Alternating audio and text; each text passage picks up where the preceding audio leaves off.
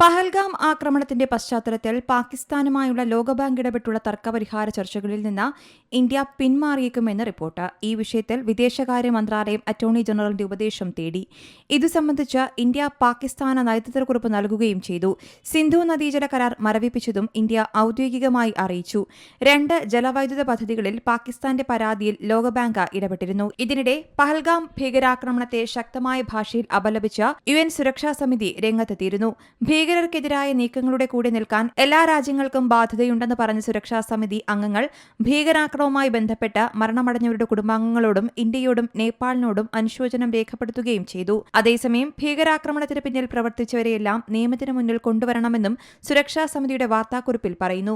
ഭീകരപ്രവർത്തനത്തിന് പിന്നിലുള്ള കുറ്റവാളികളെയും സംഘാടകരെയും ധനസഹായം നൽകുന്നവരെയും സ്പോൺസർമാരെയും നിയമത്തിന് മുന്നിൽ കൊണ്ടുവരേണ്ടതിന്റെ ആവശ്യകത സുരക്ഷാ കൌൺസിൽ അംഗങ്ങൾ പറഞ്ഞു. News desk C Malayalam news. ഏറ്റവും പുതിയ വാർത്തകളും വിശേഷങ്ങളും വിരൽത്തുമ്പിലറിയാൻ സി മലയാളം ന്യൂസ് എല്ലാ ഡിജിറ്റൽ പ്ലാറ്റ്ഫോമുകളിലും ലഭ്യം.